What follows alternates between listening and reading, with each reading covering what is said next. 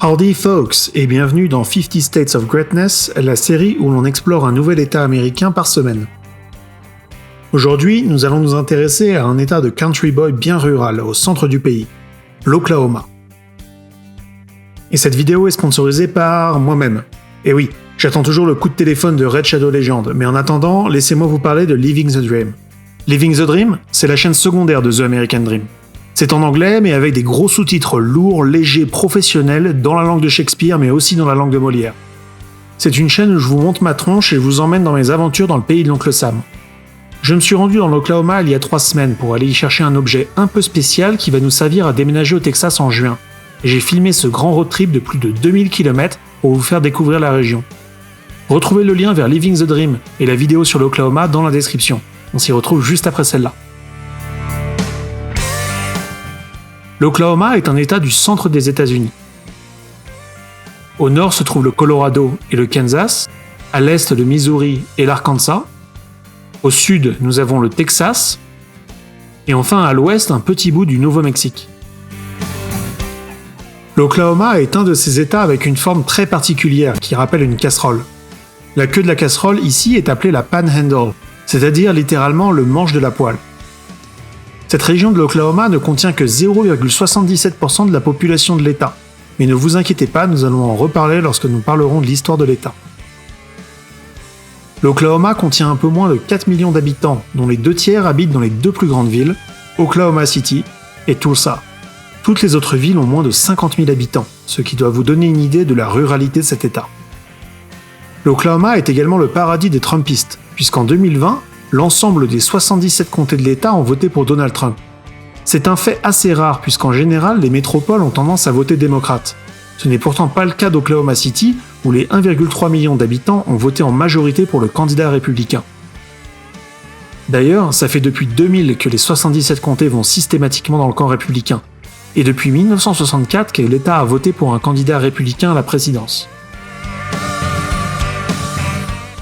L'histoire de l'Oklahoma commence en 782, avec notre héros national que l'on ne présente plus, René Robert Cavelier de La Salle. Ce grand explorateur français a permis à la France de revendiquer tous les territoires autour du Mississippi, et donc par extension ce qui deviendra l'Oklahoma. Le territoire passera ensuite brièvement sous le contrôle espagnol, mais de toute façon ça a peu d'importance dans l'histoire moderne des US, puisque comme vous le savez si vous êtes un habitué de la chaîne, les US rachètent la Louisiane à Napoléon en 1803. Toute cette partie de la Nouvelle-France, de seulement 20 000 habitants à l'époque, incluait l'Oklahoma, qui reste à cette date un grand territoire plutôt vide. Au XIXe siècle, les populations amérindiennes se voient chassées de la côte Est, et beaucoup d'entre elles finiront dans l'Oklahoma. D'ailleurs, encore aujourd'hui, 8,7% de la population de l'État s'identifie comme amérindienne, et c'est le 2e ratio le plus important du pays après l'Alaska.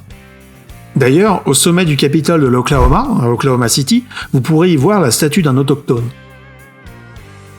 On avance un peu dans l'histoire jusqu'en 1850. L'Oklahoma est toujours un territoire pas très peuplé, et le Texas au sud souhaite rejoindre l'Union à l'issue de la guerre américano-mexicaine. Oui, le Fort Alamo et tout ça. Le Texas est à l'époque un territoire esclavagiste, qui s'étalait sur une surface bien plus grande qu'actuellement. Problème, les autres États du nord de l'Union voient d'un mauvais œil l'arrivée d'une si grande puissance du côté sud. Et l'admission du Texas intervient après ce qui sera appelé le compromis de 1850. En gros, il s'agit d'une découpe des territoires de l'Ouest, où la Californie devient un État anti-esclavage pour compenser l'entrée dans l'Union du Texas, dont la superficie est revue à une proportion plus raisonnable. Mais bon, c'est tout de même 2 fois la superficie de la France métropolitaine. Alors pourquoi est-ce que je vous parle du Texas dans une vidéo sur l'Oklahoma ? Eh bien parce que le compromis du Missouri de 1919 définissait déjà à l'époque arbitrairement qu'il ne pouvait y avoir d'esclavage sur les territoires au nord du 36e parallèle et 30 minutes d'angle. Le Texas doit donc à l'époque se raser la tête et renoncer au territoire au nord de cette ligne imaginaire. En 1954, lorsque les territoires du Kansas et du Nebraska sont aménagés, il est décidé que leur frontière au sud serait au 37e parallèle. Donc si vous regardez bien la carte, on a ici un no man's land entre le nord du Texas et le sud du Kansas. Cette zone correspond à la queue de la casserole qui deviendra l'Oklahoma. Mais attendez pas si vite.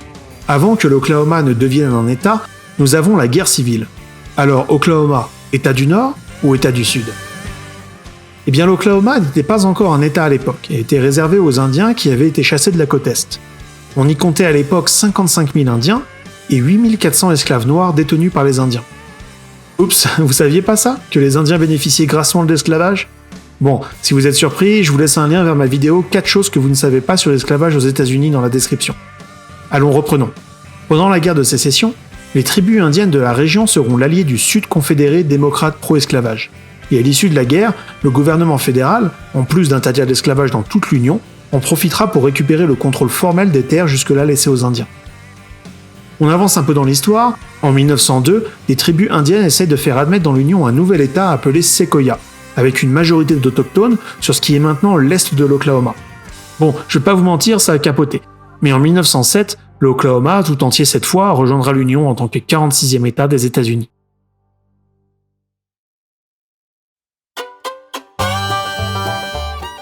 Si vous êtes de passage dans l'Oklahoma, je vais pas vous mentir, les attractions sont limitées.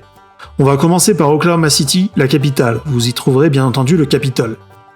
Il existe aussi un quartier bien stylé, tendance hipster, appelé Bricktown, qui est une reconversion réussie de ce quartier autrefois industriel de la ville. D'ailleurs, d'une façon générale, l'Oklahoma est toujours un état très riche en produits miniers et en pétrole.